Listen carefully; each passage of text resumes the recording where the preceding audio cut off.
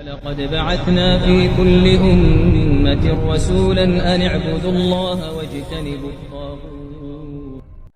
Qardaşlardan biri sual verir ki, bu tələbələrdən biri bir aydan bir və ya 2-3 həftədən bir başlayır elm əhlindən biri ilə istehza etməyə və ya birinə rəddiyə verilmiş kimi özünü göstərməyə və ya cavab verməyə.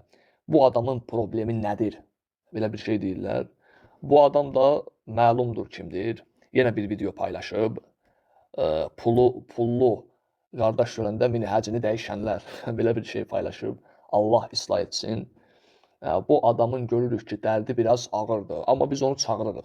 Deyirik ki, gəl, bilmirəm, ona münazara deyərsən, söhbət deyərsən, nə deyərsən, istişarə və s. Bunu edək görək, sənin dərdin nədir? Yəni, alıb verə bilmədiyin nədir? Yenə çıxıb orada Şeyx Hafizəhullah deyir, istehza edir. Nə bilim, yəni, bir vaxt Azərbaycanın Şeyx Muhammed ibn Abdülvahhabı dediyi adama, yəni bir adam bu dərəcəyə düşməsi qəribədir də, yəni qəribə. Nəysə, sözüm ona deyil. Çıxır deyir ki, 8 ildir eyni şeyi danışır, 8 ildir eyni şeyi danışır. Filan kəs analara ağlar qoydu, filan kəs də bəllidir ya kimdir. Əlixan Musayev. Yəni, hər dəfə mən fikir verirəm, Rəşad bəy adıyla deyəcəm, nə zaman Əlixan barəsində danışılsa, sanki qıcıqlanır. Sanki qıcıqlanır və istəyir cavab versin. Bilmirəm, bu nə məsələdir. Çünki hətta əvvəllər özü də cavab verirdi ona. İndi nədirsə bu ikinci, üçüncü dəfədə fikir verirəm, artıq belə olur. Yəni, ona deyən lazımdır. Sizə bu məsələlərdə qıcıq yaradan nədir? Yəni, sizin probleminiz nədir? Rəşad bəy, bizimlə alıb verə bilmədiyiniz nədir? Və bunu sual vermək lazımdır və bu sualı verirəm.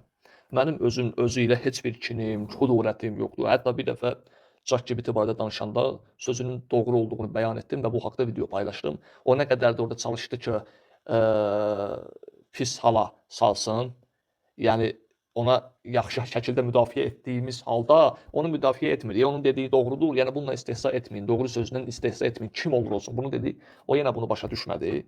Nəysə, sözüm onda deyil. Lakin hər dəfə fikir verirəm ki, Əlixan barədə nə zaman danışılsa, Rəşad bəy qarşı çıxır və ya qıcıqlanır.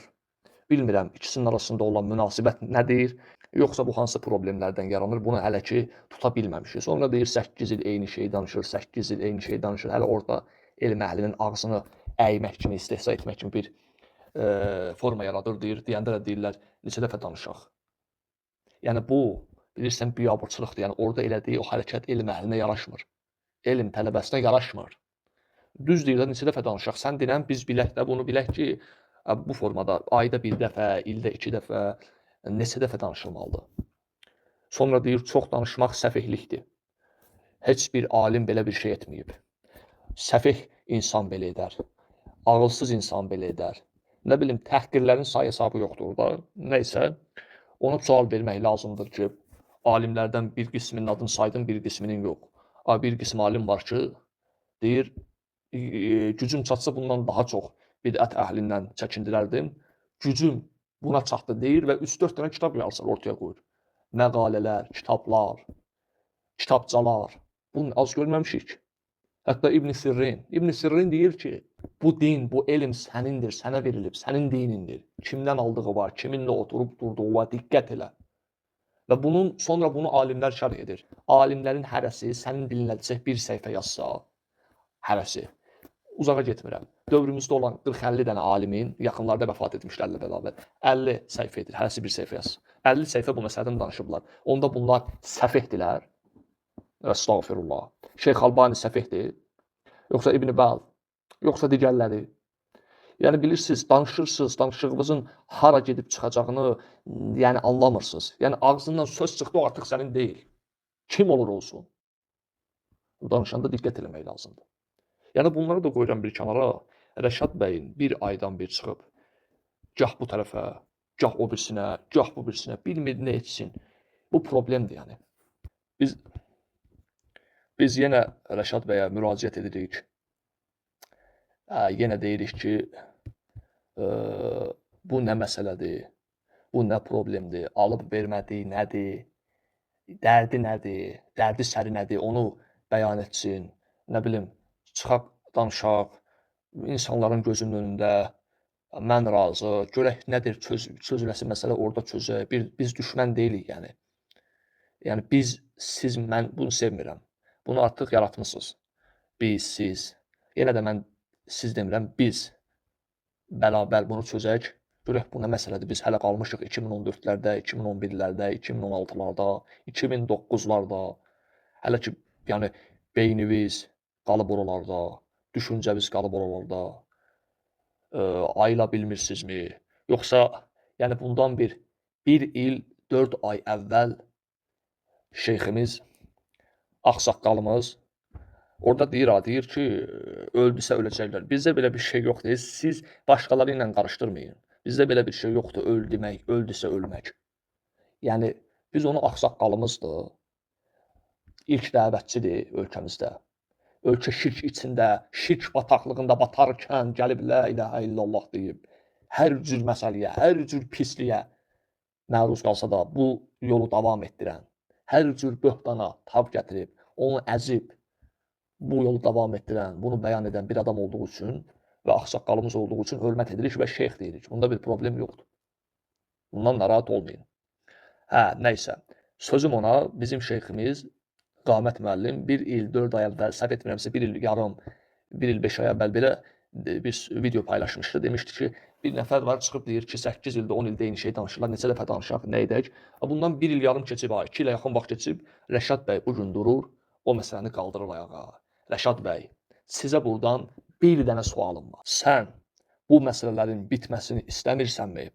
Ona görəmi bu sözləri ortaya çıxarırsan, keçmişdə deyilənləri ortaya çıxarırsan, yenə ortada bir kin-kudurət yaratmağa çalışırsan ki, heç vaxt bir mənhəc üzərində birləşilməsin, bu belə qalsın, budurmu sənin istəyin, yoxsa sənin Əlxan Musayevlə bir münasibətin var ki, və ya təzəliklə bir münasibətin yaranıb ki, ona söz deyiləndə bu cür sən özündən çıxırsan, bunlardan hansıdır sənin problemin, sənin istəyin ki, onu yerinə yetirmək istəyirsən, hansıdır, onu bildirmək istəyirsən, büruzə verirsən.